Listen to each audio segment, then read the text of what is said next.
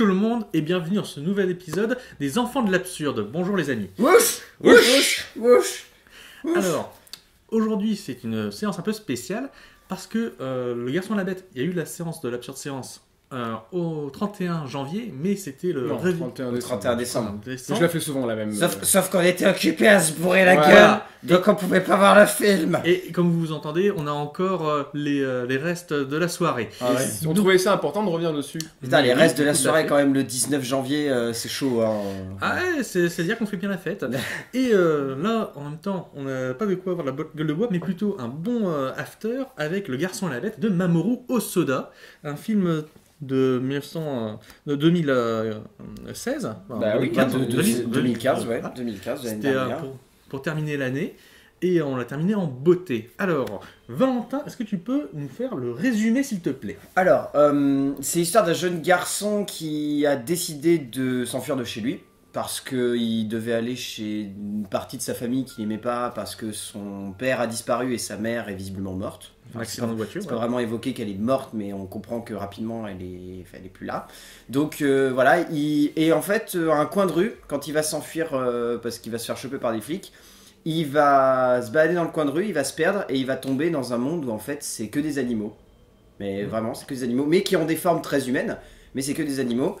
Et en fait, il va devenir, entre guillemets, le padawan d'un des deux Prétendant au titre de chef suprême de la région, en gros. Voilà. C'est C'est pas super bien résumé, mais c'est l'idée, c'est vraiment... Oui, c'est le pitch de base. c'est que les 10 premières minutes, ça, mais Ouais. c'est intéressant après que les gens découvrent la suite. Alors, et toi, Fabien, comment est-ce que tu pourrais qualifier ce film? Tu demandes à alors, quelqu'un vous qui a connaissez du mal à aimer Vous les commencez à Japanime. connaître mon amour pour l'animation japonaise, donc j'ai toujours un peu de mal. Celui-là, on va dire que je l'ai apprécié un peu plus que certains. J'ai trouvé que c'était un bon film, mais c'est pas le genre de film que je vais revoir. Voilà, c'est vrai que... En fait, ce que j'ai aimé dans ce film, c'est l'animation qui est assez jolie, l'univers, les personnages sont très très attachants. Oui. Mais j'aurais du mal à parler, je vais pas avoir grand chose à dire sur ce film, je pense. Mais là où j'ai du mal en fait dans ce genre d'animation, pourtant ce serait le cas avec les Miyazaki que j'apprécie, c'est bizarre, je comprends, je sais pas. Peut-être que les Miyazaki fait que, voilà. Mais c'est, il y a beaucoup de parts de réalité, de réalisme dans les films, dans ces films-là. Mais il y a beaucoup aussi voilà, Valentin me narguait en me disant, tu crois au personnage. Non, je me moquais de toi parce que tu m'as dit à partir du moment où c'était quoi? C'est à partir du moment où il y a le trou noir voilà. avec le vide. Il y a le J'arrive pas à y ténèbre. croire. Et résultat, je me suis foutu de sa gueule en disant parce que tu trouves que des animaux qui parlent et qui ont des formes humaines, c'est réaliste peut-être. Donc voilà, on part sur une base assez réaliste, même s'il y a un monde parallèle qui est assez différent. Mais au moment où il y a trop de où c'est trop métaphorique pour moi, je décroche souvent. Et j'ai compris là, avec ce film-là, que c'est ça qui marchait pas sur moi. Donc ça ne marchait pas. Ça veut pas dire qu'il est pas bon, au contraire, parce que je pense que c'est un très bon film d'animation japonaise. Enfin les gars, je pense que vous direz ça. Mais voilà, donc j'ai apprécié le voir. J'ai pas trouvé spécialement de longueur. J'ai compris l'idée, j'ai compris le film qui a une vision assez jolie d'ailleurs. Mais c'est pas mon dada, tout simplement. Voilà, c'est tout simplement mon objectif. Et toi, Mathieu? Alors, bah moi, j'ai beaucoup apprécié. Moi, je rentre assez facilement dans les tripes japonisants. J'aime bien les comédies d'apprentissage. C'est le cas de ce film-là, puisque justement, c'est au départ l'opposition entre le maître un peu rustre qui s'appelle Komatetsu et donc Le Ren, garçon qui est s'appelle renommé Kyuta. Kyuta, ouais. Parce qu'il a 9 ans, c'est Oui, ça? c'est Ouais. ça. Et 9 en japonais, c'est Kyu. Et donc, l'un et l'autre vont apprendre à se connaître en même temps que jeune Kyuta va apprendre à manier le sabre, puisqu'il veut devenir fort, parce qu'il se sent faible. Et tandis que le Komatetsu, lui, il va apprendre à devenir un Il homme- n'y qu'à attendre, à Ouais. devenir un Un vrai père. ours. oui, C'est un ça. ours bien léché, comme il faut. Valentin, à toi. Bah moi j'adore l'animation japonaise. Moi je trouve celui-là il est très bien. Enfin, moi j'ai découvert Mamoru Hosoda. Je connaissais sa filmographie, mais j'avais jamais vu d'autres de ses films. Donc j'aime bien le style. Les graphismes sont impressionnants parce qu'il y a vraiment un très joli mélange entre de la 2D et de la 3D. La 2D traditionnelle et vraiment de la 3D avec des tentatives de plan qui sont assez hallucinantes et qui rappellent un peu dans un sens, je trouve, Le Vent se lève de Miyazaki, qui avait pas mal de séquences qui mélangeaient 2D et 3D et avec beaucoup d'élégance. Là, ouais, le film est vraiment dynamique. Toutes les métaphores, je les ai trouvées très intelligentes et toujours elles servent un propos qui est très poétique, qui est très voilà, proche de l'esprit, comme adorent les Japonais. Donc, non, moi je trouvais que c'était vraiment un bon film. Là-dessus, il y a rien à remettre en question. Je trouve que c'est un bon film. C'est amusant que tu compares ça avec Miyazaki parce que Mamoru Hosoda, j'ai découvert ça en lisant un petit peu sa fiche, a travaillé à Ghibli. Mais, Tiens, comme, ça m'étonne pas vraiment. Comme Ghibli était un petit peu trop carré pour lui et qu'il ne pouvait pas faire ses films, et ben, il a quitté la maison pour faire ses propres films. Parce que pour lui, Ghibli c'était Disney. Ouais. C'était que Disney. Donc c'est peut-être pour ça que j'ai aimé un peu plus alors. Non mais c'est vrai, c'est vrai que ça sent un petit peu, ça peut être indirectement ça, ouais. Ensuite, moi, au départ, quand j'ai vu Mamoru Hosoda et le graphisme, je me suis trompé de réalisateur. Je pensais que c'était le réalisateur japonais aussi, non. Mais je me souviens plus de son nom. C'est un peu difficile à prononcer pour un occidental. Qui avait réalisé Un été avec Ku et comment ça s'appelle Misokusai aussi. Donc, Oui. il fait un vlog là-dessus. Heidi Okara, je crois, je sais plus. Bon, regardez son vlog et vous le saurez. C'est pas moi qui vous aiderai. Mais, je crois que c'est Keidi Ohara ou un truc comme ça. Enfin, ouais. Et enfin bref, donc c'était en fait mon premier Mamoru Hosoda. J'ai vu un petit peu ce qu'il avait fait d'autre. Je connaissais surtout deux titres, Summer Wars, qui est un autre long métrage animé. Mais c'est un auteur qui gagne à être connu à mon avis parce que là, il y a un truc très sympathique. Et pour repasser dans le contexte aussi, pour ceux qui connaissent un petit peu plus, vous avez forcément vu une pub ou entendu parler des Enfants Loups, qui est son précédent long métrage. Ah oui, c'est vrai. Ameyuki. Et là, vous avez forcément vu des affiches parce qu'il y a eu une période où on ne sait pas pourquoi, tous les cinémas se sont mis à le diffuser d'un seul coup. Comme si ce film-là était tellement particulier qu'il fallait que toutes les salles le projettent. Enfin, moi, j'avais pas compris à cette époque-là parce que résultat, tout le monde s'en était foutu de Summer Wars. Mais alors, les Enfants Loups, tout le monde a sauté dessus. Et celui-là, très mal distribué parce qu'on a mis beaucoup de temps à essayer de savoir pour aller le voir. Parce qu'à Nantes, en tout cas, il y avait très peu de séances. Il y a très peu de séances au 14A parce que c'est réservé aux séances pour enfants. Et au Gaumont parce que c'est considéré comme un film pour enfants. Donc, résultat, il y a des séances régulières que le mercredi, samedi et le dimanche. Parce que là, les enfants, ils sont pas à l'école.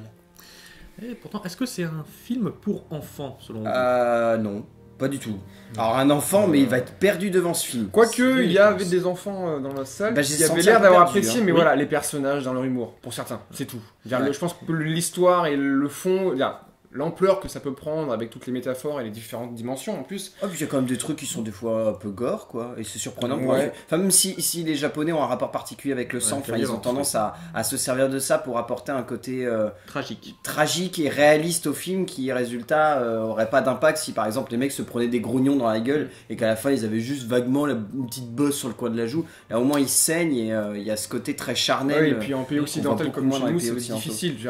Tu vois pas Toy Story où Buzz et Woody se frappent la gueule ça. et où Woody se met à pisser le sang. Ah, ça non. Mais en pays d'origine et en plastique, pays asiatique, je pense que ça marche plus, ça attire plus de cette cible-là, je pense. Mais moi, ce qui était intéressant là-dessus, c'est pas, comme vous l'avez dit, c'est pas un film gore, c'est pas un film d'animation pour adultes, comme pourrait l'être par exemple, mince, comment il s'appelle, le film avec Brad Pitt de Ralph Bakshi, enfin un Ralph Bakshi en général.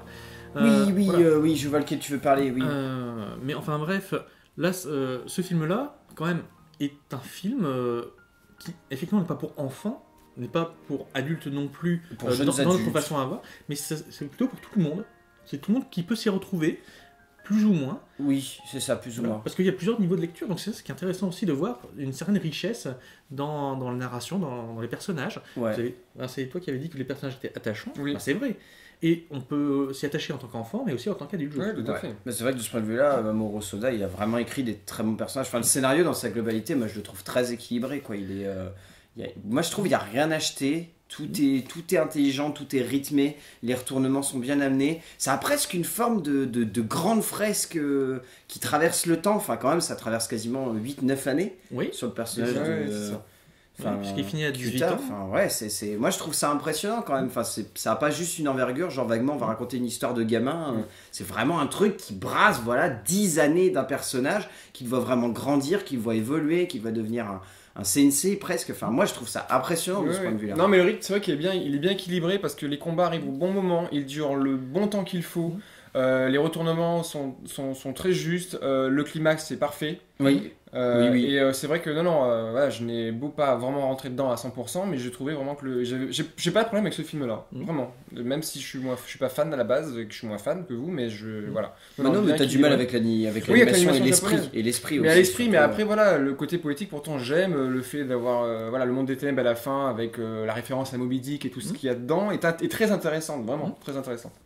Ouais, et aussi, ce qui était bien, c'était que les personnages secondaires ont tous un petit côté qui fait qu'on s'y attache et justement qu'on les voit, qu'ils ont été travaillés. Parce que le moine cochon et le singe, qui est l'ami de Komatsu, sont bien travaillés et ils ont vraiment une évolution émotionnelle et caractérielle qui devient très intelligente et qui te fait presque verser une petite larme quand même. Le singe à la fin, qui regrette tout ce qu'il a pu dire. Il y a quand même des scènes qui sont vraiment touchantes. Donc je sais plus le nom du personnage, mais le lapin. Ah non, oui, le lapin. Le noble. Il y a une inspiration à la Yoda, mais qui marche. En tout cas, en version Yoda française. version fonce D. Voilà, en version française, on l'a vu en VF, le doublage, t'as l'impression que c'était Yoda, mais qui parle un peu plus normalement, on dirait dans l'ordre des choses, avec les mots dans l'ordre. Mais il y avait vraiment un petit côté Yoda et je trouvais que ça marchait vraiment bien là, c'était vraiment intéressant. Avec pouvoir de téléportation. Il y avait pas Et c'est vrai qu'il y a la téléportation. Le lapin d'Alice qui parle en Yoda et qui fait le de Cheshire. Donc voilà, dans les personnages, sont bien, c'est vrai qu'ils sont...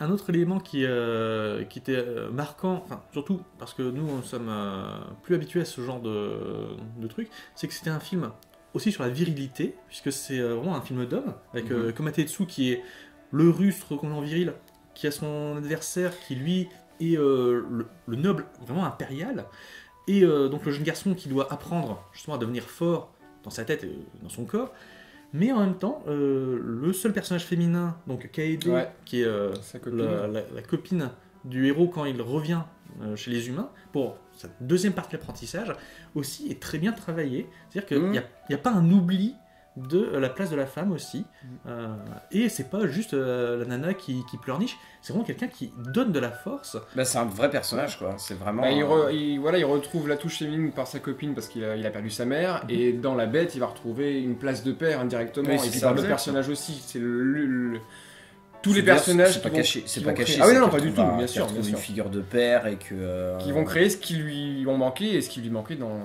quand il a grandi quoi. En gros, rien n'est oublié. Ouais, c'est ça. Et après quand même, je trouve, il faut préciser que le film est visuellement, encore une fois, je trouve le film est visuellement hallucinant quoi. Il y a vraiment des scènes qui sont impressionnantes du point de vue du graphisme. Moi j'aime beaucoup il y a un vrai travail. Moi, ce qui m'a saisi au tout début et qui a tendance des fois à vraiment me déranger, parce que j'ai l'impression que c'est de la flemmardise et au final on s'en rend compte que c'est pas du tout ça, c'est quand tu as par exemple Kyuta qui arrive dans une petite ruelle, tu sais, il va rencontrer cette petite créature qui va se percher sur son épaule tout le long du film, qui représente quasiment sa conscience. Et en fait, la ruelle est superbe. Il y a des traits qui sont vraiment très fins et ça me dérange toujours parce que résultat, vu que le personnage est petit, on a l'impression que c'est des traits qui sont très pastel quoi. Tu sais que c'est vraiment brassé histoire de donner des mouvements très flous et d'avoir vraiment un personnage qu'on arrive à peine à distinguer. Et moi c'est ce qui me fait me rendre compte que voilà, il y a un vrai travail de réflexion autour du décor, c'est-à-dire oui, on va mettre un décor qui va être ultra travaillé, on va vers un personnage qui va être très flou, qui va être très mouvant au niveau de sa technique de dessin.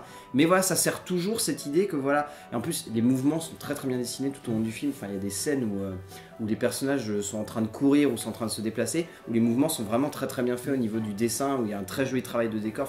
Moi je trouve ça hallucinant à chaque fois. Et en plus voilà, il y a 2-3 scènes où il y a un petit mélange avec de la 3D qui... Et il y a un joli petit travail de réalisation. Moi j'ai beaucoup aimé certains plans, il y a beaucoup de plans qui sont réutilisés, où il joue sur des travelling latéraux, où en fait il va se faire un peu le ping-pong. Dans le sens, il va se passer des choses au bord du cadre, et puis il se passe autre chose en hors-champ et qu'on ne voit pas, mais on va choper la fin de ce qui s'est passé. Et il le fait plusieurs fois dans le film, ça. Et ça, j'ai vraiment trouvé ça intelligent, et ça marche vraiment bien. Donc il ne reste plus qu'une seule question. Mais qu'est-ce que c'est que cette bestiole, justement? Parce que si c'est un hamster, en tout cas, à quoi ça ressemble, comment il a fait pour vivre 9 ans? C'est une petite peluche toute blanche. Moi, je la veux. Ah, je la veux. Ça c'est sûr, c'est mignon. C'est le capital sympathie pour les enfants. Oui. Non, c'est vrai que Valentin disait là à l'instant, c'est un peu sa conscience. C'est vrai. C'est sa conscience parce qu'elle l'arrête au moment où il commence à avoir le trou qui se perce au niveau de son corps. Bon mordillage de nez. Ouais, non, c'est vraiment sa conscience. Elle intervient très peu de fois au final, mais elle intervient toujours au bon moment. Jiminy Cricket. C'est un peu ça. Ouais. Jiminy Cricket muet. Il faut le préciser tout de même, parce que ça c'est bien. Enfin, elle fait Mais voilà, fais juste des petits cris. Oui, on dirait un petit chien, un petit chiot. qu'est-ce que les choupis mimi. C'est un peu ça. Bon. Au niveau du doublage, vaguement, pour repasser un petit peu dessus, parce que généralement le doublage en VF, enfin les doublages des Japanimes en VF sont plutôt bons quoi. À part, Nous, on les, a vu en VF. à part les séries, vraiment les séries qui des fois sont un petit Les peu séries mainstream, ringardes. effectivement, c'est un peu. Voilà. Mais là, moi j'ai trouvé que le doublage était vraiment excellent. Enfin, il y a des très très jolis travails au niveau de certains personnages, enfin, notamment le personnage du cochon. Moi je trouve il a une voix ultra charismatique. Le moine Ouais, cochon. le moine cochon, il a une voix ultra charismatique tout au long du film. Il a une voix de Ouais. sage. Une voix douce, mais en même temps de quelqu'un, comme il dit, c'est un moine novice. Mm. Et C'est ça. et on ressent que justement, il essaie de comprendre en même temps qu'il parle. Mm. Et pareil pour la, Travaille très pour la bien bête, là-dessus. donc l'ours là, Kobatetsu. j'avais peur qu'il soit vraiment trop stéréotypé. Et ils ont pris une voix de De Mastar. bastard, mais qui est pas trop stéréotypée. Ah non, pas Qui du est tout. pas une ouais. voix de voilà, qui est vraiment qui est une voix qui est plus qui est Qui est presque posé. Ouais. oui, qui est presque posée, qui est dans les tons médiums au final, mais C'est qui ça. voilà, j'avais vraiment Mais qui peur arrive qu'ils quand même en quand il doit s'engueuler ou quand il doit s'énerver à avoir tout de même une Ça certaine montre, dégaine qui ouais. est assez rigolote. Tout à Puis fait. surtout quand il rigole que c'est vraiment excellent. Ah oui. Le rire qu'il a c'est vraiment excellent. Là, de ce point de vue là, Il rit c'est assez génial. Un À excellent grande bouche. travail des doubleurs français, effectivement. Et ben voilà. Eh bien oui. Un Je vous petit bilan. remercie les mecs pour ce film, pour cette Bah, petit bilan séance. du coup, cette donc petite on va faire un séance petit de bilan. rattrapage, Mathieu, ouais. toi, tu as beaucoup aimé. J'ai beaucoup aimé. 4 sur 5 pour... Je crois que c'est la note que tu avais mis aussi. Ouais. Je plus sois à cette note. Non mais c'est vrai, oui. Bon, allez le voir, franchement, si vous Ouais. avez un cinéma qui est juste à côté de chez vous, qui le passe, vu qu'il est sorti maintenant, allez le voir parce que, ouais, non, c'est un très joli film, c'est plein de poésie et c'est très élégant. Profitez-en. Et Fabien va dire oui, je Oui. reconnais que oui, il faut aller le voir parce que c'est élégant, mais je t'aime pas le japonime. Non, par J'insisterai curiosité, par curiosité, j'étais content d'aller le voir. J'ai aimé le film, c'est pas mon dada, et puis je l'aurais pas forcément dans ma vidéothèque, mais non. En plus, en ce moment, il y a pas grand chose à voir en animation, donc non, il faut quand même aller voir. Je pense aller voir celui-là aussi. Ouais. Une bonne animation. Tout à fait. Et ben voilà. Merci. Et ben Un, nous et allons deux, finir à trois. petit cri d'absurde séance. Wouch. Wouch.